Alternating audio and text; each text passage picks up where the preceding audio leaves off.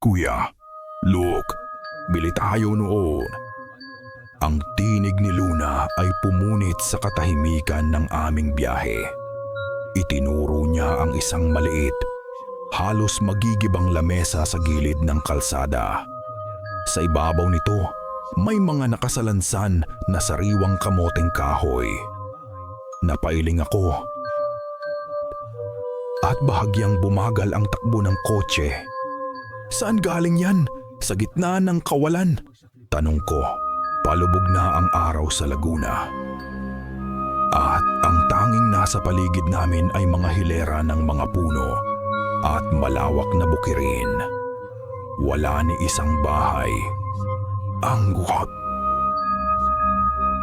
Parang pop-up store ng mga lola. Pagpupumilit niya, ang mga mata ay naglalambing. Alam na alam niya ang kahinaan ko. Sige na nga, buntong hininga ko at iginilid ang sasakyan sa may damuhan. Isang makapal at hindi pangkaraniwang amoy ang sumalubong sa amin pagbaba pa lang namin. Amoy ng basang lupa. Amoy lupa. Pero katatapos lang ng isang napakainit na araw. Weird. Sa likod ng maliit na lamesa ay nakaupo ang isang matandang babae. Ang mga kulubot sa kanyang mukha ay kasindami ng mga sanga ng puno sa likuran niya. Ngumiti siya sa amin. Isang nangiting hindi umabot sa kanyang mga mata. Magandang hapon, mga iho, iha. Magandang hapon din po, Lola. Magkano po ang kamoteng kahoy niyo?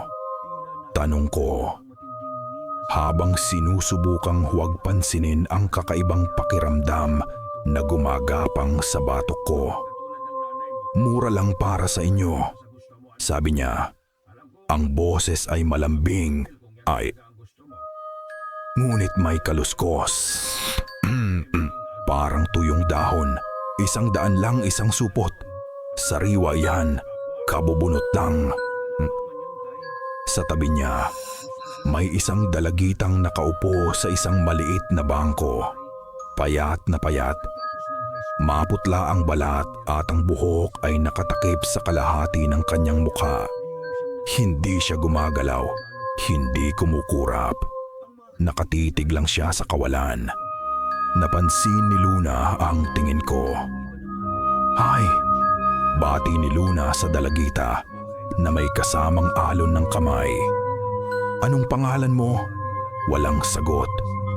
Ang dalagita ay nanatiling parang estatwa. Ngumiti muli ang matanda. Pagpasensyahan niyo na ang apo ko. Hasinanginin na kamata na soko. Sa Sibina, sabi niya. Mahihain talaga yan. Hinaplos ng matanda ang buhok ng dalagita. Ngunit ang kilos ay tila mas formalidad kaysa pagmamahal.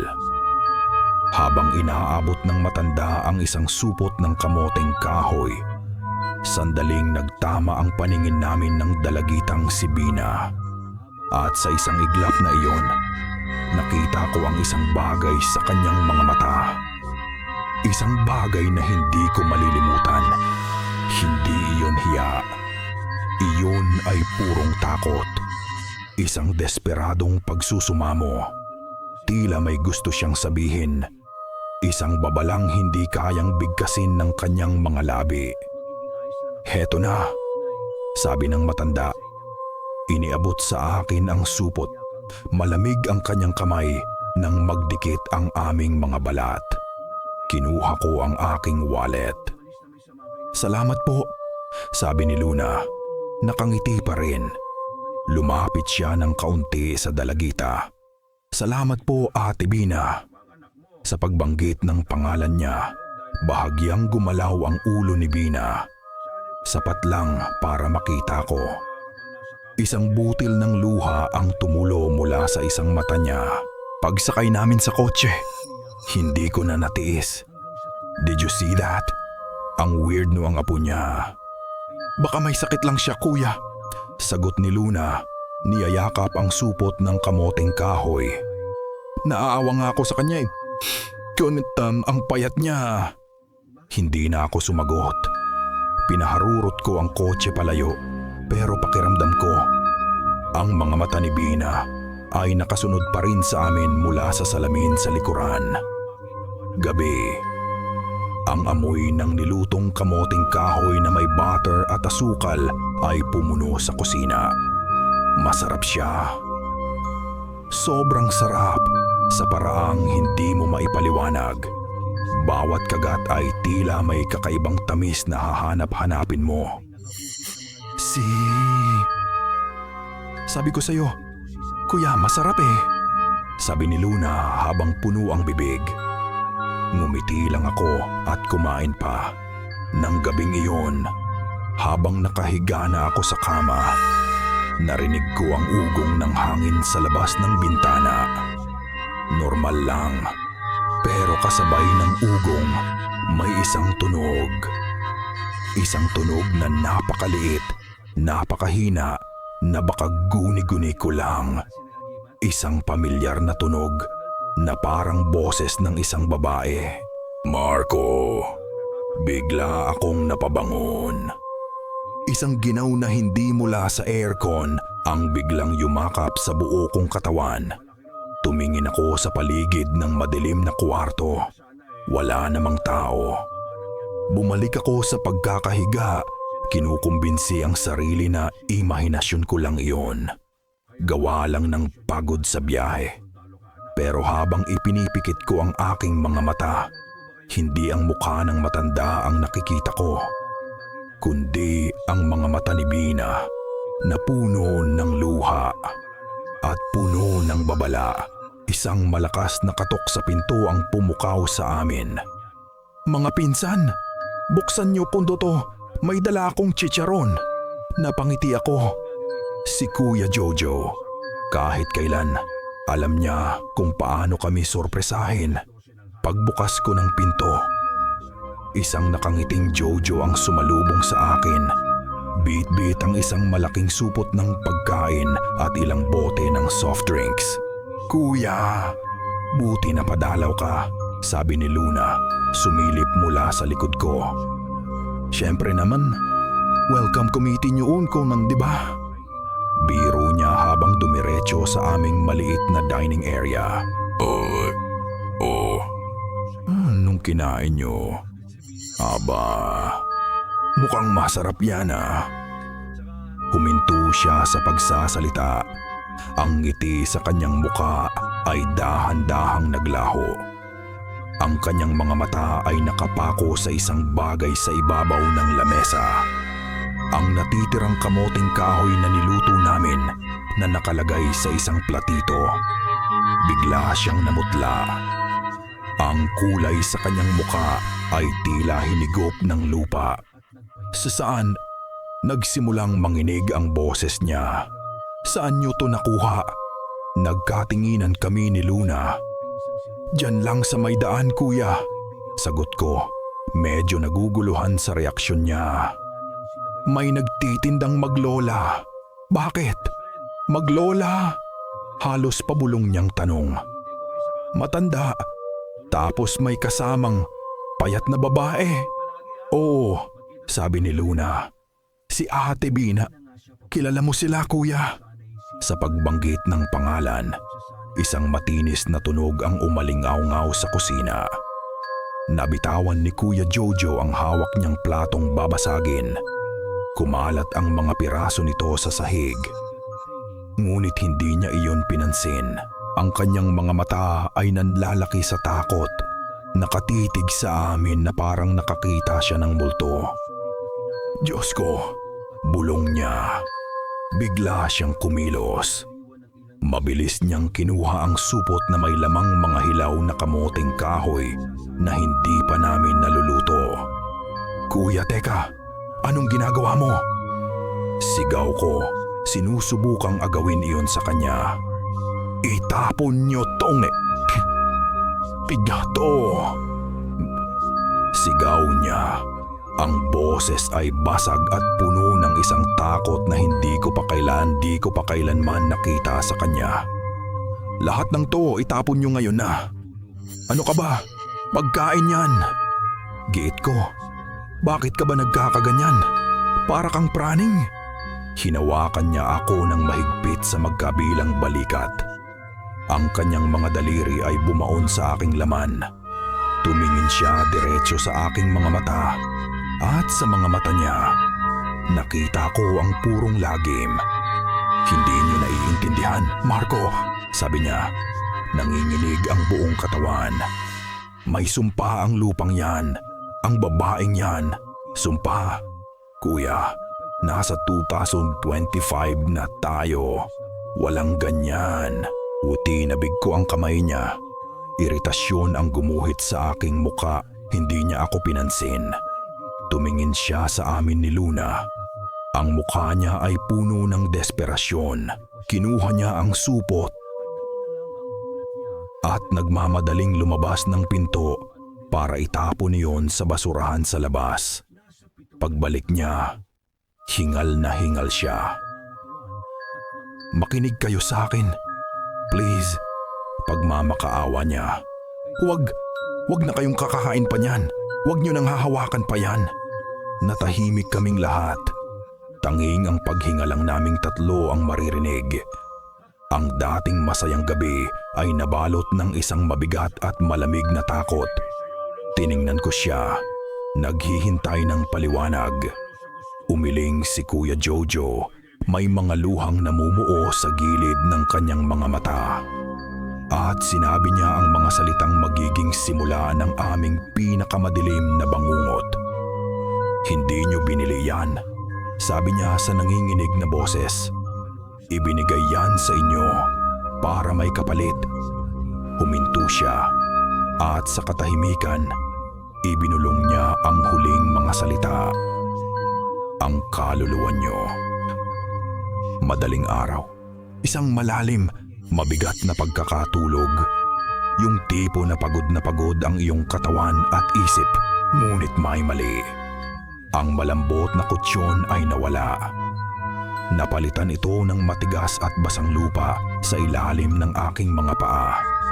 Ang malamig na hangin mula sa aircon ay naging isang mabigat at maalinsangang hangin na may amoy ng nabubulok na halaman. Idinilat ko ang aking mga mata. Wala ako sa aking silid. Nakatayo ako sa gitna ng isang madilim na bukid. Ang tanging liwanag ay mula sa isang bilog at maputlang buwan na nagbibigay hugis sa walang katapusang hanay ng mga halaman na mas matataas pa sa akin. Mga kamoteng kahoy. Paano ako napunta dito? Bulong ko. Bakit ako nakapaa? Bakit suot ko ang damit na to? Isang luma at puting bestida. Itinaas ko ang aking mga kamay sa harap ng aking mukha. Ngunit, hindi ito ang aking mga kamay. Ang mga ito ay maliliit. Dato'y mga tililiit, payat, at may mga kalyo. Mga kamay ng isang babae. Isang alon ng pagkalito at takot ang bumalot sa akin. Sinubukan kong sumigaw, ngunit walang boses na lumabas. Hindi ito ang aking katawan. Hindi ito ang aking bangungot. Ito ay bangungot ng iba. At ako ay nakakulong sa loob nito. Bigla, isang tunog. Lagutok. Ang tunog ng isang tuyong sanga na nabali sa di kalayuan. Napatigil ako sa paghinga. Pinakiramdaman ko ang dilim, katahimikan. Baka hayop lang. Lagutok. Mas malapit na ngayon. Sinundan pa ng isa. May ritmo. Isang mabigat na yabag na humihila sa isang paa. Papalapit. Hindi ko alam kung bakit, pero ang takot na naramdaman ko ay hindi akin. Ito ay isang takot na pamilyar, isang takot na paulit-ulit ng naranasan. Ang katawan na ito ay alam kung ano ang paparating. At nagsimula itong tumakbo. Wala akong kontrol. Ang mga paa ko ay kusa ng gumagalaw, sumusuot sa mga naglalakihang halaman. Ang mga dahon ay humahaplos sa aking muka at braso na parang mga daliring kalansay. Lagutok. Lagutok. Lagutok. Pabilis ng pabilis. Palapit ng palapit. Naririnig ko na ang paghinga nito. Isang mabigat at masamang paghinga sa likod ko. Ramdam ko ang pagnanasa nito. Ang gutom nito. Sa gitna ng pagtakbo, ang kamay ng katawang ito ay kusanang pumunta sa buhok niya at hinawakan ang isang bagay na nakasabit doon.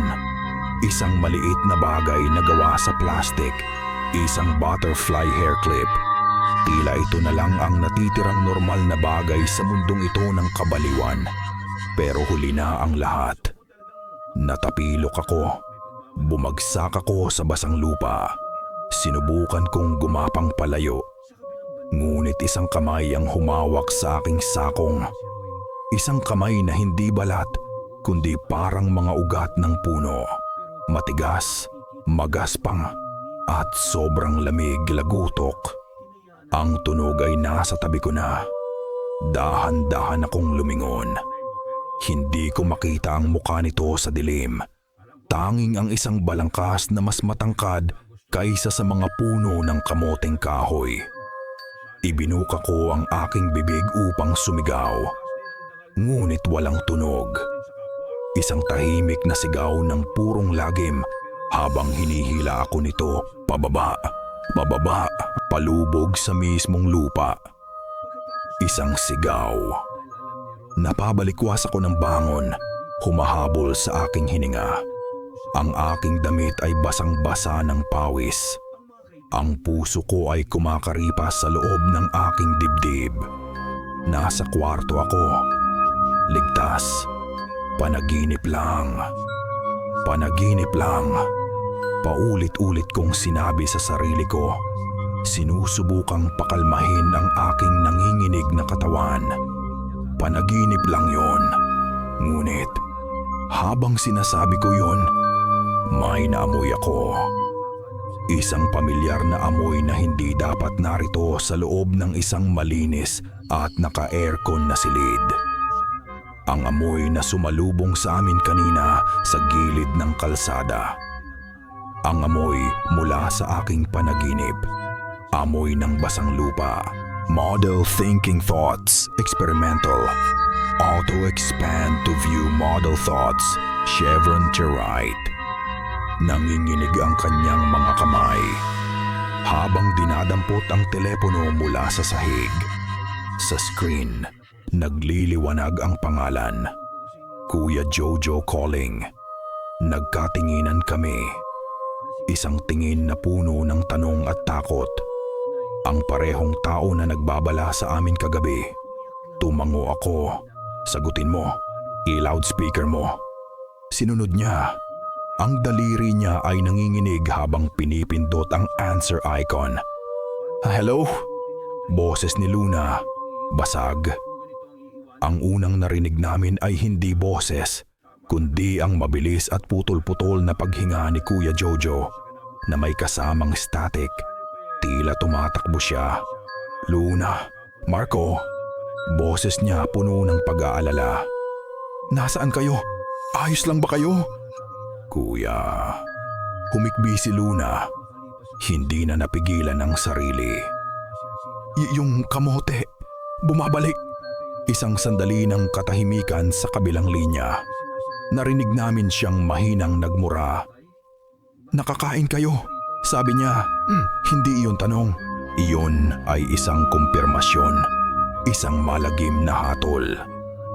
Oo, sagot ko. Ang boses ko ay mabigat sa pagkatalo. Makinig kayo sa akin, sabi ni Jojo. Ang boses niya ay biglang bumaba. Naging seryoso at apurahan. Makinig kayong mabuti. Ano man ang mangyari, huwag kayong lalabas ng bahay. Bawat salita ay may diin. Tila isang utos na hindi pwedeng suwayin. Bakit kuya? Anong nangyayari? Tanong ko. Isang buntong hininga ang narinig namin mula sa kanya. Isang buntong hininga na puno ng pagod at takot. Lalo na paggabi, bulong niya. At sa boses niyang iyon, naramdaman ko ang lahat ng kilabot sa mundo. Nagsisimula na siya. Click. Nawala ang linya. Naiwan kami ni Luna sa nakabibinging katahimikan ng kusina. Nakatitig sa 2 piraso ng kamoteng kahoy sa ibabaw ng lamesa. Sa labas, ang sikat ng araw ay dahan-dahan ng nagiging kulay kahel. Ang gabi ay paparating at kung sino man siya, nagsisimula na. Lumipas ang ilang oras na parang mga taon. Hindi kami kumikilos. Nakaupo lang kami sa sala. Nakatitig sa 2 kamoteng kahoy sa lamesa na parang mga bombang naghihintay na sumabog. Ang sikat ng araw sa labas ay tila hindi kayang pumasok sa loob ng bahay. Ang aming bahay bakasyunan ay naging aming kulungan. Hindi tayo pwedeng maghintay lang dito. Sabi ko, binabasag ang katahimikan. Kailangan natin ng mga sagot. Kinuha ko ang aking laptop at binuksan ito. Hinanap ko ang pangalan ni Kuya Jojo at pinindot ang video call button. Kung ayaw niyang pumunta dito, pupuntahan namin siya. Kahit sa screen lang. Pagkatapos ng ilang ring, sumagot siya. Ang mukha ni Kuya Jojo na lumitaw sa screen ay hindi ang pinsan naming masayahin. Ang kanyang mukha ay gusot. Ang kanyang mga mata ay namumugto at naliligiran ng maitim na bilog. Tila hindi rin siya nakatulog. At wala siya sa bahay niya. Nasa loob siya ng isang sasakyan. "Kuya," simula ni Luna. "Marco, Luna." Boses niya pagod. "Pasensya na. Hindi ako makapunta dyan. Hindi ko kaya." "Okay lang, kuya." Sabi ko, sinisikap na maging kalmado. "Pero kailangan naming malaman. Anong ibig mong sabihin na nagsisimula na siya? Sino siya?" Huminga siya ng malalim, tila nag-iipon ng lakas. "Hindi siya ang tamang tanong," sabi niya. "Ang tanong ay ano? Ang matandang yun." Pagpapatuloy niya. "Hindi siya ordinaryong tao. Matagal na siyang nandyan. Bago pa man ako ipanganak. Walang nakakaalam kung saan siya galing. Ang alam lang ng mga tao, ang lupa kung saan siya nagtatanim. Isinumpa." "Isinumpa?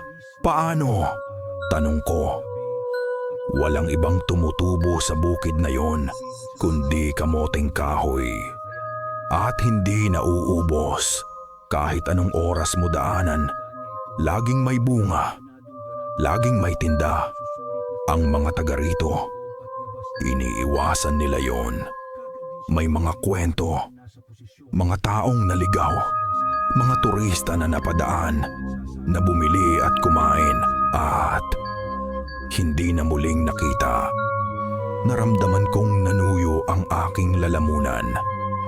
Tinatawag nila siyang ang kumukuwas sa gabi," bulong niya. "Dahil sa gabi siya naniningil."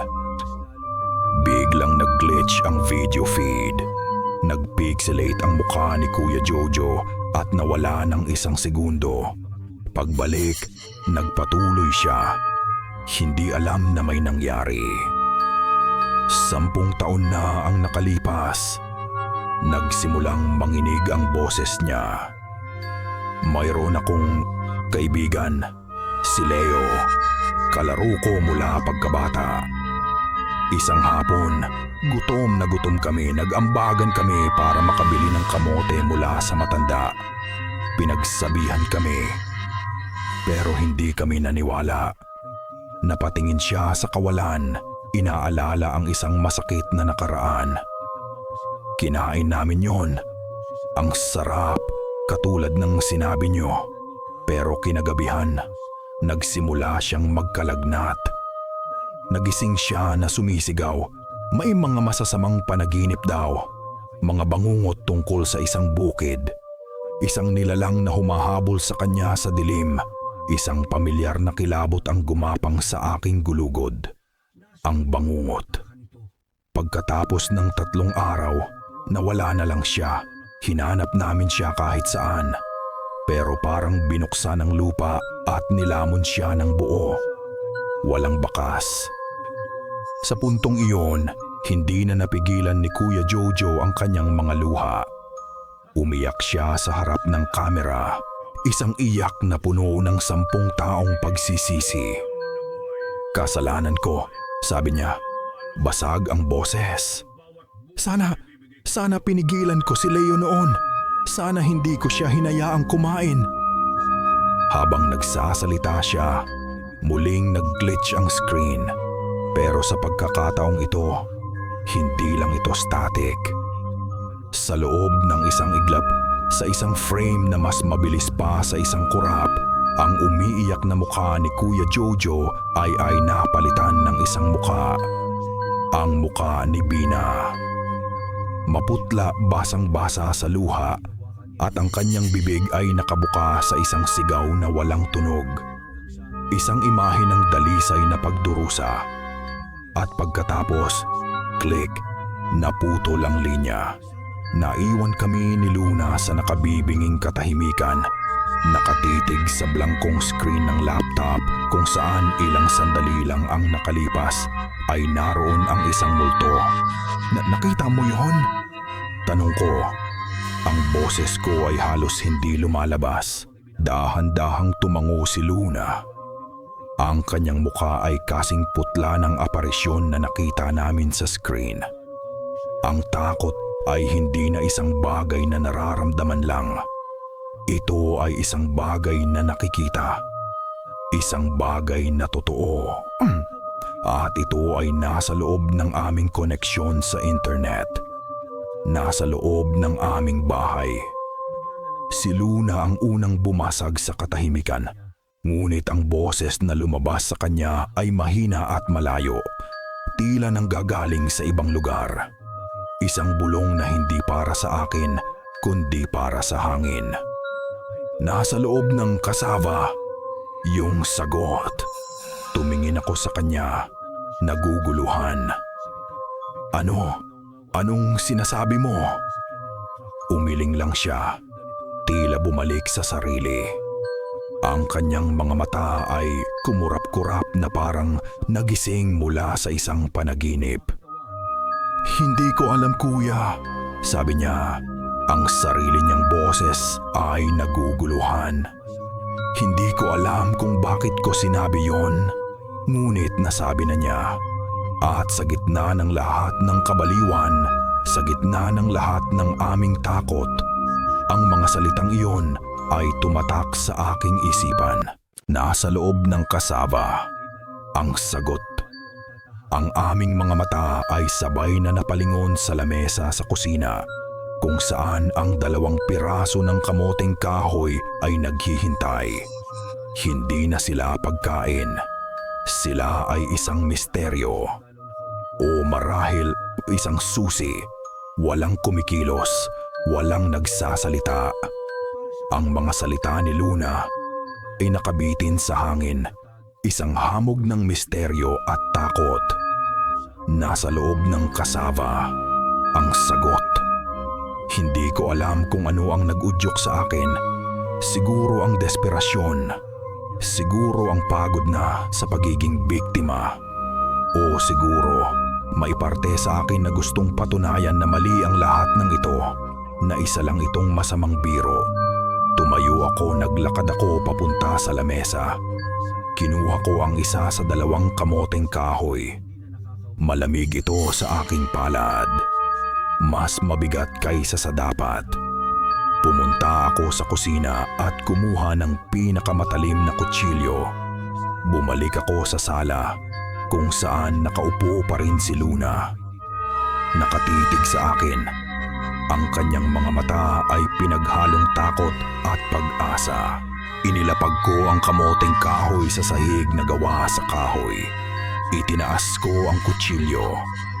Nag-alinlangan ako ng 1 segundo. Anong inaasahan kong makita? Isang piraso ng papel? isang kakaibang buto.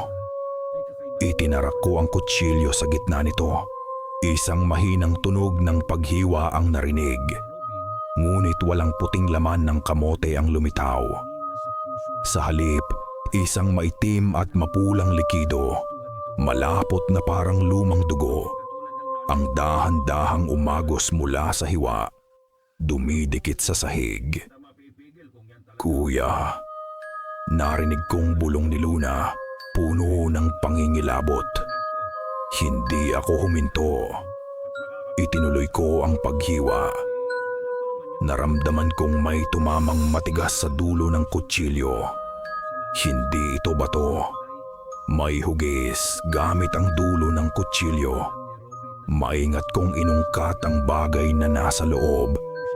Dahan-dahan, lumitaw ito mula sa sapal ng kamote at maduming likido. Isang piraso ng kupas na plastik, isang maliit na paru-paro. Ang butterfly hair clip mula sa panaginip ko. Nabitawan ko ang kutsilyo. Kumalansing ito sa sahig. Napaurong ako. Ang paghinga ko'y mabilis at mababaw. Totoo. Lahat ng yon. Totoo. Hindi ito panaginip. Ito ay isang alaala. Sa gitna ng aking pagkasindak, isang anino ang dumaan sa aking gilid. Si Luna. Lumuhod siya at kinuha ang hair clip mula sa aking nanginginig na kamay. Walang bakas ng pandidiri sa kanyang mukha. Tanging awa. Kumuha siya ng tissue at dahan-dahan niyang pinunasan ang dumi at ang maladugong likido. Hinawakan niya ito sa kanyang palad na parang isang napakahalagang kayamanan. Bulong niya. At sa sandaling iyon, nangyari. Biglang nanlambot ang kanyang katawan. Bumagsak siya sa sahig na parang isang manikang pinutulan ng tali. Luna! Sigaw ko, lumuhod para saluhin siya. Ngunit hindi siya sumasagot. Ang kanyang mga mata ay pumuti ang gamasta. Uy pupauti, nakatingala sa kisame.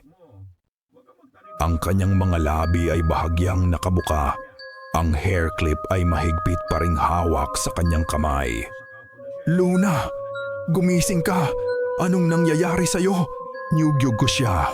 Pero ang kanyang katawan ay malata at pagkatapos, nagsalita siya. Ngunit hindi iyon ang boses ni Luna. Ito ay boses ng isang batang babae. Mahina, nanginginig, at puno ng isang sakit na hindi kayang ilarawan. Isang boses na tila nang gagaling sa ilalim ng lupa. Tulungan mo ako. Nanigas ako. Ang mga salita ay dumaan sa kanyang mga labi. Ngunit ang pinanggagalingan ay malayo. Ibalik mo sa lupa. Ang bawat salita ay isang pakiusap. Isang desperadong hiling mula sa kabilang buhay. Bago ang ika-4 Day 3, 9:00 a.m. sa harap ng bahay ng albularyo. Nang bumalik sa sarili si Luna, wala siyang maalala. Tanging ang isang matinding pagod at isang malamig na pakiramdam na bumalot sa kanyang buong katawan. Pero ako, tandang-tanda ko ang lahat. Ang boses na hindi sa kanya, ang mga salitang galing sa kabilang mundo. Ika-40 araw, isang deadline. Wala nang pag-aalinlangan. Tinawagan ko si Kuya Jojo at sinabi ko ang lahat. Ang hair clip, ang pagsapi kay Luna, ang babala. Sa kabilang linya narinig ko ang kanyang matalim na paghinga. May isa tayong pag-asa. Sabi niya pagkatapos ng mahabang katahimikan. Pero hindi ko sigurado kung tutulong siya. Halos lahat ng tao dito, takot sa matandang yon, sinundo niya kami. Habang nasa biyahe, walang nagsasalita. Bawat puno, bawat bukid na nadadaanan namin ay tila nagmamasid. Pagkatapos ng halos kalahating oras na paglalakbay sa mga baku-bakong daan, huminto kami sa harap ng isang maliit na kubo na nakatayo sa gitna ng kawalan. Ang bahay ay simple, gawa sa kawayan at nipa. Ngunit ang kakaiba ay ang mga nakasabit sa paligid nito. Mga pinatuyong ugat, mga botelyang may lamang maitim na likido, at mga maliliit na supot ng asin na nakasabit sa bawat bintana at pintuan. Ito ay isang bahay na nakikipagdigma. Si Mang Celso, bulong ni Kuya Jojo. Ang albularyo. Isang payat na matandang lalaki ang lumabas. Ang kanyang balat ay kulubot na parang tuyong dahon. Ngunit ang kanyang mga mata ay matalas at tila nakikita ang kaluluwa mo. Jojo, bati niya. Ang boses ay mahina ngunit malinaw. Sino ang mga dala mo? Sila po ang mga pinsan ko, Mang Celso. Sila po yung bumili ng kamote. Ang mukha ni Mang Celso ay biglang nagseryoso. Tumingin siya sa amin mula ulo hanggang paa at pagkatapos ay umiling. Wala akong magagawa dyan, sabi niya at akmang tatalikod. Masyadong malakas ang kumukuha. Ang lupa mismo ang kalaban niyo. Pero Mang Celso, please, pagmamakaawa ni Kuya Jojo. May naiwan po ang isa sa mga biktima. Sa hudyat na iyon, humakbang si Luna. Nanginginig, inilabas niya ang kanyang kamay at ipinakita ang butterfly hair clip. Natigilan si Mang Celso. Lumapit siya. Ang kanyang matalas na mga mata ay nanlaki. Kinuha niya ang hair clip mula sa kamay ni Luna. Kinikilatis ito na parang isang bihirang hiyas. Isang angkla, bulong niya. Isang angkla ng kaluluwa. Tumingin siya sa amin. Ang kanyang desisyon ay nagbago. Pumasok kayo. Sa loob ng kanyang kubo, ang amoy ng mga pinatuyong halaman at insenso ay mabigat. Ipinaliwanag namin ang lahat. Ang panaginip, ang bumabalik na kamote, ang pagsapi. Nakinig siya ng hindi kumikibo. Ang pagkain ng bunga mula sa lupang isinumpa ay parang pagtatanim ng binhi sa inyong kaluluwa. Paliwanag niya. Isang binhi ng lupa. Habang tumatagal, lumalaki ito. Kumakain ng inyong lakas, ng inyong alaala, hanggang sa kayo na mismo ang maging parte ng lupa. Kayo ang magiging pataba para sa susunod na aanihin. Isang malamig na kilabot ang gumapang sa aking likod. Pataba. Ang kaluluwa ng dalagitang si Bina ay nakakapit pa sa angkla na ito. Sabi niya. Itinaas ang hair clip. Hindi pa siya tuluyang nagiging parte ng lupa, pero malapit na. Ang ika-40 araw ng kanyang pagkamatay ang huling araw. Pagkatapos noon, wala na. Paano namin siya matutulungan? Paano namin matutulungan ang aming mga sarili? Tanong ko. Tumingin si Mang Celso diretso sa aking mga mata. Isang tingin na tumagos sa lahat ng aking pagdududa. Ang pag-aalinlangan mo ang pinakamalakas niyang pagkain, sabi niya sa akin. Maniwala ka para mabuhay.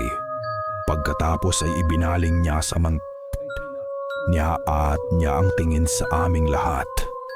May isang paraan. Isang ritual para ibalik ang angkla sa lupa at palayain ang kaluluwa ni Bina. Pero mapanganib ito. Gagawin namin. Mabilis kong sagot. Tumango si Mang Celso. Ang ritual ay kailangang gawin sa puso mismo ng bukid ng kamoteng kahoy. Sa paanan ng inang puno. Kailan? Tanong ni Luna. Sa oras ng pinakamadilim, sagot niya. 3:17 ng madaling araw. Ang oras mula sa aking panaginip at nag-alinlangan siya. Ang bawat ritual ay nangangailangan ng alay. Isang handog. Nagkatinginan kami, naghihintay sa pinakamasama. Dugo. Buhay. Umiling si Mang Celso. Tila nabasa ang aming isip. Hindi. Buhay ang kailangan ng lupa. Ang kailangan nito ay isang bagay na mas personal. Isang bagay na hindi mabibili. Huminga siya ng malalim bago sabihin ang mga salitang babago sa lahat. Ang kailangan nitong kapalit ay ang iyong pinakamasayang alaala. Hindi kami bumalik sa bahay bakasyunan. Ang lugar na yon ay hindi na para sa amin. Dinala kami ni Kuya Jojo sa sarili niyang bahay, isang maliit ngunit matibay na kubo na ilang barangay ang layo mula sa isinumpang bukid. Dito, kahit papaano, pakiramdam namin ay may pader sa pagitan namin at ng kadiliman. Ngunit ang pader na iyon ay manipis. Sa ibabaw ng kanyang lamesa, inilatag namin ang mga gamit na bigay ni Mang Celso. Isang supot ng magaspang na asin. Isang botelya ng langis ng niyog na may nakalubog na kung anong ugat. At isang luma, kinakalawang na punyal. Simple. Pangkaraniwan. Ngunit sa gabing ito, ang mga ito ang aming tanging sandata. Ito ang para sa'yo, pinsan, sabi ni Jojo. Itinutulak ang punyal palapit sa akin. Ikaw ang kailangang gumawa ng ritual. Ikaw ang nakakita ng panaginip. Alam ko. Sa simula pa lang, alam ko nang ako ang tinutukoy ni Mang Celso. Ang aking pag-aalinlangan ang naging pagkain ng halimaw. Kaya ang aking paniniwala ngayon ang dapat maging lunas. Ang alaala, bulong ni Luna. Ang kanyang mga mata ay puno ng pag-aalala para sa akin. Kuya, sigurado ka ba? Tumango ako, kahit na ang puso ko ay parang pinipiga. Kailangan. Huminga ako ng malalim at ipinikit ang aking mga mata. Kailangan kong pumili. Ang pinakamasaya. At sa dilim ng aking isipan, isang imahe ang lumitaw ng napakalinaw. Isang maaraw na hapon sa isang parke. Bata pa ako, marahil mga 7. Si Mama, nakangiti, naglalatag ng isang pulang banig sa damuhan. Si Papa, itinataas ako at inilalagay sa kanyang mga balikat. At ang buong mundo ay tila isang malawak na palaruan. Ang tawa nilang dalawa, nagsasama. Ang pinakamagandang musika na narinig ko. Ang pakiramdam ng pagiging buo. Ng pagiging ligtas. Ng pagiging minamahal ng walang hanggan. Iyon ang alaala. Ang kaisa-isang perpektong araw sa aking nakaraan. Ang pundasyon ng lahat ng masasayang bagay sa akin. At kailangan ko itong isuko. Pagdilat ko, may mga luha na tumutulo sa aking mga pisngi. Kuya, okay lang ako. Sabi ko, pinupunasan ang aking muka. Handa na ako. Habang naghahanda kami, si Luna ay biglang tumahimik. Kumuha siya ng isang piraso ng uling at isang lumang papel. At nagsimula siyang gumuhit. Ang kanyang kamay ay gumagalaw ng mabilis. Hindi sa sarili niyang kagustuhan, kundi ginagabayan ng isang hindi nakikitang puwersa. Mga linya, mga bilog, isang malaking puno sa gitna, isang mapa. Ang mapa ng bukid ng kamoteng kahoy na idinidikta ng kaluluwa ni Bina. Habang abala kami, biglang kumurap-kurap ang bumbilya sa itaas namin. Isang beses, 2 beses, brownout na naman siguro. Sabi ni Kuya Jojo, ngunit walang katiyakan sa kanyang boses.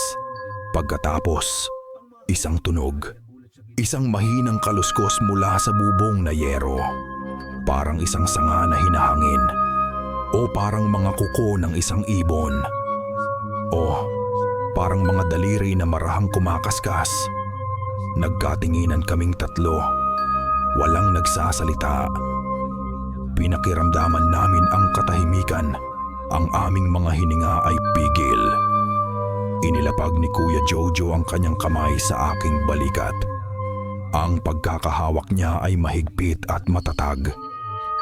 Hindi ka nag-iisa, pinsan, bulong niya. Babantayan ko kayo ni Luna. Tumango ako nagpapasalamat sa kanyang lakas ng loob. At sa sandaling iyon, ang bumbilya ay namatay ng tuluyan. Kadiliman. Isang makapal, mabigat, at ganap na kadiliman. At sa gitna ng katahimikang iyon, narinig namin. Hindi na mula sa malayo. Hindi na sa panaginip. Malinaw, malutong, at nakakakilabot sa lapit. Nasa labas lang ng bintana. Lagutok, Day 4, ika-39 na gabi. 2:30 a.m. Papasok kang sa Kias Cassava Field. Ang tunog ng lagutok ay dahan-dahang naglaho, ngunit ang iniwan nitong kilabot ay nanatili. Lumulutang sa kadiliman ng bahay ni Kuya Jojo. Nasa labas na siya. Bulong ni Jojo. Ang boses ay nanginginig. Alam niyang aalis tayo. Kaya ngayon na tayo aalis. Sabi ko, ang determinasyon ay mas malakas na kaysa sa takot. Habang inaasahan niyang mananatili tayo dito, oras na. 2:30 a.m. Mayroon kaming wala pang isang oras. Tahimik kaming lumabas sa likod bahay. Ang bawat kaluskos ng dahon, bawat huni ng kuliglig ay parang isang babala. Ang hangin ng madaling araw ay malamig, ngunit ang pawis sa aking likod ay mas malamig pa. Sa di kalayuan, sa ilalim ng maputlang sinag ng buwan, natanaw namin ito. Isang malawak na karagatan ng kadiliman, ang bukid ng kamoting kahoy. Habang papalapit kami, isang pader ng lamig ang sumalubong sa amin. Ang amoy ng basang lupa ay mas matindi pa kaysa dati. Halo sa isang bagay na matamis at nakakaduwal. Ang amoy ng pagkabulok. Nasa bungad na kami. Ang mga halaman ay mas matataas pa kaysa sa inaasahan ko. Mga higanteng anino na humaharang sa liwanag ng buwan. Ito ang pasukan sa impyerno. Handa na ba kayo? Tanong ni Jojo. Hawak ang isang flashlight na nanginginig. Tumango lang kami ni Luna. Humakbang ako papasok para akong lumusong sa malamig na tubig. Ang ingay ng gabi ay biglang nawala. Napalitan ito ng isang mabigat at nakabibinging katahimian. Sa loob, para kaming nasa ibang mundo. Isang labirinto ng mga itim na tangkay at malalapad na dahon. Binuklat ko ang mapa na ginuhit ni Luna. Sinubukan naming sundan ang mga linya. Ngunit ang bukid ay tila may sariling isip. Ang mga daan na dapat ay naroon ay sarado. Ang mga pader ng halaman ay tila gumagalaw, lumilipat, nililito kami. Parang paikot-ikot lang tayo.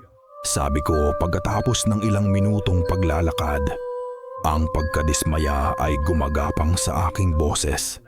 Bigla, isang tunog ang pumuno sa paligid. Isang mahinang kaluskos. Hindi ito hangin. Ito ay tunog ng libu-libong tuyong dahon na sabay-sabay na gumagalaw. Parang libu-libong tuyong labi na bumubulong. Kuya! Naramdaman ko ang panginginig ni Luna sa tabi ko.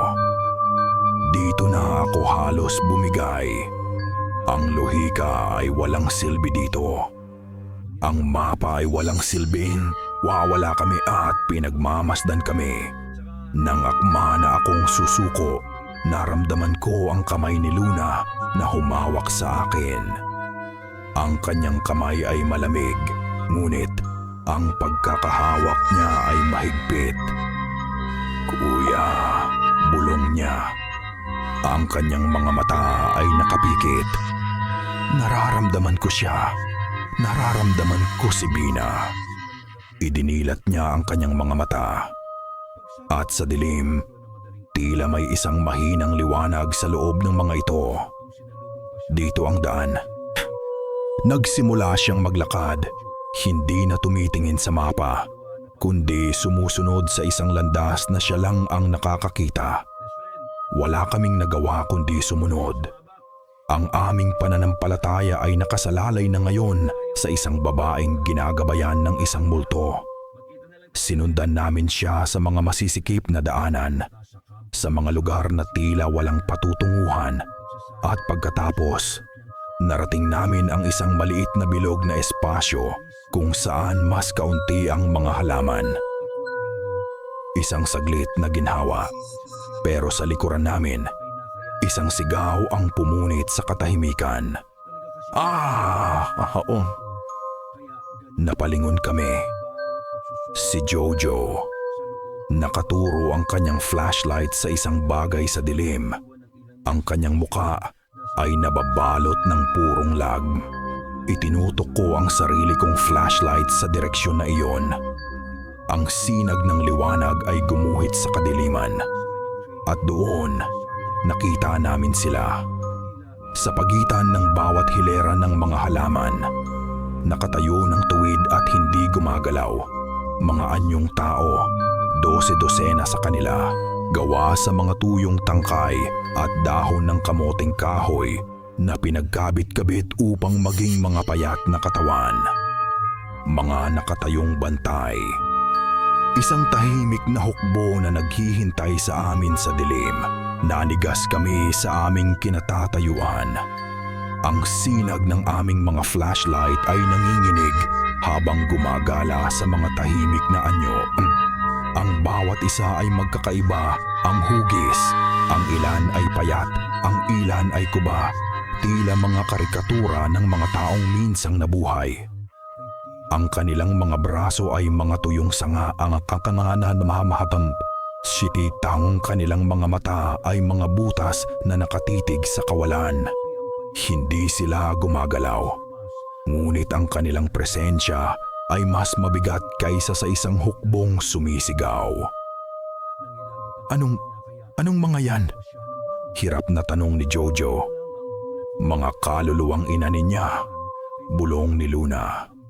Nakakulong sa lupa. Isang malamig na hangin ang umihip at isang mahinang kaluskos ang umalingaw-ngaw. Tila sila'y huminga. Hindi kami pwedeng manatili dito. Sumunod kayo sa akin, utos ni Luna. Ang kanyang boses ay hindi na nanginginig. Ang koneksyon niya kay Bina ay naging kanyang kalasag. Malapit na tayo. Nagsimula siyang maglakad sa pagitan ng mga nakatayong anyo. Bawat hakbang ay isang pagsubok ng tapang. Dinaanan namin sila. Napakalapit na kaya naming abutin ang mga sangang braso nila. Pakiramdam ko, sa bawat pagdaan namin, ang mga butas na mata nila ay sumusunod sa amin. Sa wakas, natapos ang hanay ng mga bantay. At narating namin ang isang lugar na iba sa lahat. Isang pabilog na espasyo sa pinakagitna ng bukid. Isang clearing. Walang ibang halaman dito. Tanging isang tuyo at bitak-bitak na lupa. At sa gitna nito, nakatayo ang isang puno. Ngunit hindi ito ordinaryong puno. Ang katawan nito ay makapal at pilipit, tila piniga ng isang higanteng kamay. Ang mga sanga nito ay hindi tumutubo pataas kundi pababa. Bumaon pabalik sa lupa na parang mga pangil. Walang dahon. Tanging ang hubad at maitim na balangkas nito. Ang inang puno. Ang puso ng kasamaan. Dito, ang amoy ng pagkabulok ay nakakasulasok. Isang matamis at malagkit na amoy na kumakapit sa lalamunan. Nandito na tayo, sabi ni Luna. Isang saglit na ginhawa.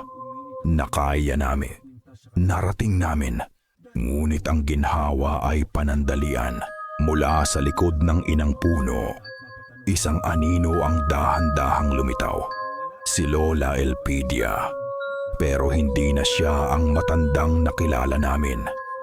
Ang kanyang katawan ay mas matangkad, ang kanyang mga braso at binti ay mahahaba at payat na parang mga tangkay. Ang kanyang balat ay tuyo at magaspang na parang balat ng puno. At ang kanyang mga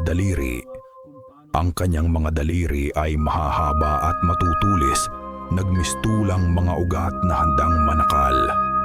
Ang kanyang mga mata ay dalawang madilim na butas sa lupa. Siya ang lupa. Ang lupa ay siya. Sa kanyang paglitaw, isang tunog ang umaling-aungaw sa buong paligid. Lagutok, lagutok, lagutok. Ang tunog ay hindi na iisa. 12-dosena, sabay-sabay. Lumingon kami. Ang mga anyong gawa sa patpat ay gumagalaw na. Ang kanilang mga ulo na gawa sa pinulupot na dahon ay dahan-dahang lumingon sa aming direksyon. Ang isang tahimik na hukbo ay nagising na. Tumingin ako kay Luna, pagkatapos kay Jojo. Sa ilalim ng maputlang buwan, nakita ko ang takot sa kanilang mga mata. Ngunit nakita ko rin ang isang bagay pa. Determinasyon. Tumango ako sa kanila. Isang tahimik na kasunduan. Magkakasama tayo dito hanggang sa huli. Ang nilalang na dating si Lola Elpidia ay ngumiti. Walang labi.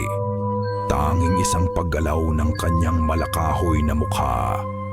At nagsalita siya. Ang kanyang boses ay hindi na boses ng tao. Ito ay ang kaluskos ng 1,000 dahon, ang lagutok ng 1,000 sanga, oras na ng anihan. At sa sinabi niyang iyon, ang lupang kinatatayuan namin ay nagsimulang yumayanig. Modaw chaptung, bakdaw tikam chương 12. Chương 12, Typhoon. 3:17 a.m. Paglaya. Ang hininga ng nilalang ay amoy lupa at libingan. Ang kanyang mga kuko ay 1 pulgada na lang mula sa aking mga mata. Ito na ang katapusan. Ngunit hindi pa.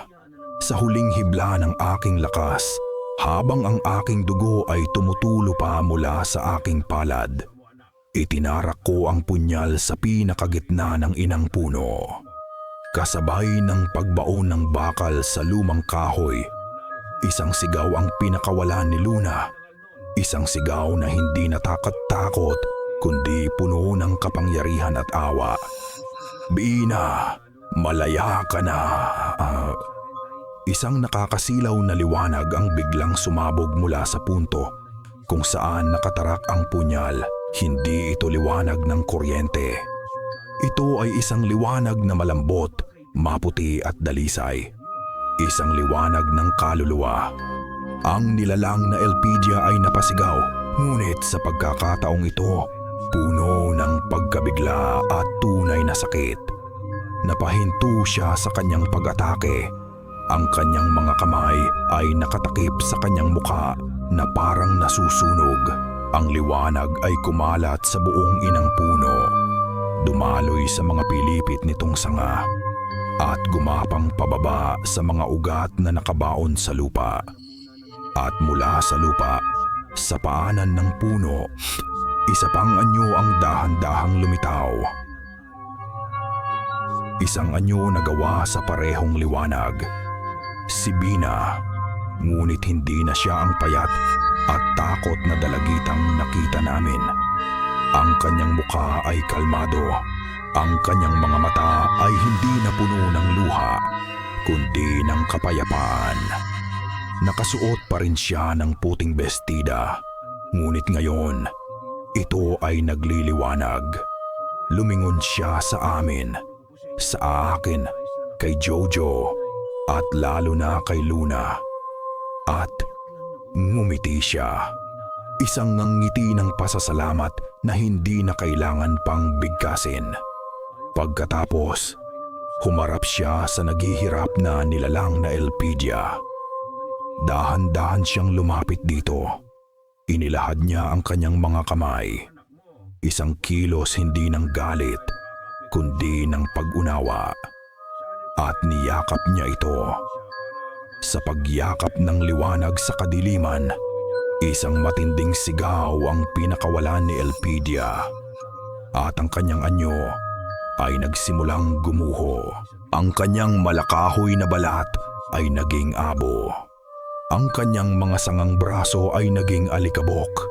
Ang dalawang anyo, ang tagapag-alaga at ang unang biktima, ang halimaw at ang angkla ay naging iisa. At sabay bundsitam at sabay silang naglaho na parang usok na hinipan ng hangin. Sa kanilang pagkawala, isang kolektibong buntong hininga ang umaling-aungaw sa buong bukid.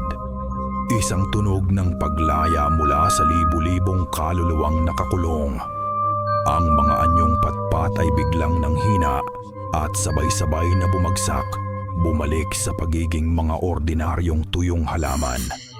Ang inang puno ay nanginig at ang mga sanga nito ay nabali at nahulog. Ang buong bukid ng kamoteng kahoy sa harap mismo ng aming mga mata ay nagsimulang matuyo. Ang mga berdeng dahon ay naging dilaw, pagkatapos ay kulay kape, hanggang sa sila'y gumuho at naging alikabok sa lupa. Pagkatapos, katahimikan. Isang ganap at payapang katahimikan. Ang amoy ng pagkabulok ay nawala, napalitan ng malinis na amoy ng hamog ng umaga. Sa silangan, isang manipis na linya ng kulay kahel ang nagsimulang gumuhit sa kalangitan. Paparating na ang umaga. Napaluhod ako sa lupa ay ang lakas ay tuluyan nang nawala sa aking katawan. Buhay kami. Nakaligtas kami. Tumingin ako kay Jojo na nakaupo sa lupa, umiiyak ng tahimik, mga luha ng ginhawa para sa kaibigang si Leo. Tumingin ako kay Luna na nakatayo, nakatingala sa kalangitan, ang kanyang mukha ay payapa. Ngunit nang sinubukan kong isipin kung bakit ako nakakaramdam ng kakaibang lungkot sa gitna ng tagumpay na ito, sinubukan kong alalahanin ang mukha ng aking ina. Wala. Isang blangkong espasyo na lang. 1 year later, Undas, sementeryo 1 taon. Ang sementeryo ay abala, tulad ng dati tuwing Undas. Ang hangin ay puno ng amoy ng mga natutunaw na kandila at ng mga bulaklak na sampagwita. Ang mga pamilya ay magkakasama, naglilinis ng mga puntod, nag-aalay ng dasal, nagbabahagi ng mga kwento. Sa isang sulok, kaming tatlo, tahimik naming nililinis ang puntod ni na Mama at Papa. Si Luna ang nag-aayos ng mga bulaklak. Si Kuya Jojo ang nagsisindi ng mga bagong kandila. Ako naman, pinupunasan ko ang lapida, ang mga pangalan nila na nakaukit sa malamig na marmol. 1 taon na. 1 taon na mula noong gabi sa bukid.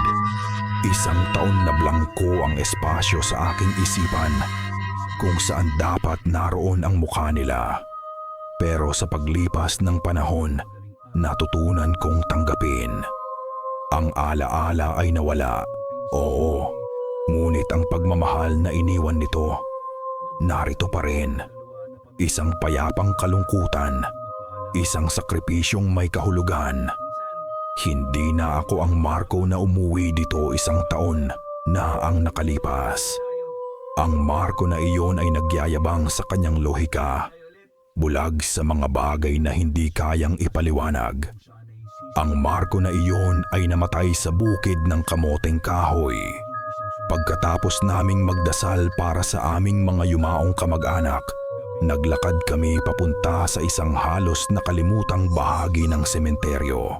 Sa ilalim ng isang malaking puno ng kalachuchi, may isang maliit at simpleng puntod na walang pangalan. Tanging isang krus na gawa sa kahoy. Kami ang gumawa nito para sa kanya. Maingat na inilapag ni Kuya Jojo ang isang kandila. Nag-alay ako ng isang tahimik na panalangin. Lumuhod si Luna. Mula sa kanyang bulsa, may kinuha siyang isang maliit na bagay. Isang laruang gawa sa clay na kahugis ng isang kamoteng kahoy. Maingat niya itong ipinatong sa ibabaw ng puntod. Para makapaglaro ka na, bulong niya sa hangin. Isang saglit ng kapayapaan ang bumalot sa aming tatlo. Tapos na. Si Bina, si Leo, at ang lahat ng iba pang kaluluwa, malaya na. Nagsimula na kaming maglakad palayo. Papalubog na ang araw. Ang ginintuang liwanag nito ay nagbigay ng isang pakiramdam ng pag-asa. Ng pagsasara ng isang kabanata. Habang naglalakad kami sa landas palabas ng sementeryo, isang malamig na hangin ang biglang umihip. Dala nito ang isang pamilyar na amoy. Amoy ng basang lupa. Napahinto ako. Naamoy niyo yon? Tumingin sa akin si Luna at Jojo, naguguluhan. Ang alin? Hangin lang yan, kuya. Siguro nga. Siguro guni-guni ko lang. Isang peklat sa aking isipan na hindi na kailanman maghihilom. Ngumiti ako ng pilit at nagsimulang maglakad muli. Ngunit habang papalayo kami mula sa isang bukirin sa di kalayuan, sa gitna ng katahimikan ng papalapit na gabi, may narinig ako. Isang tunog na napakahina, halos isang bulong lang sa hangin. Isang tunog na tuyo, malutong at pamilyar. Lagutok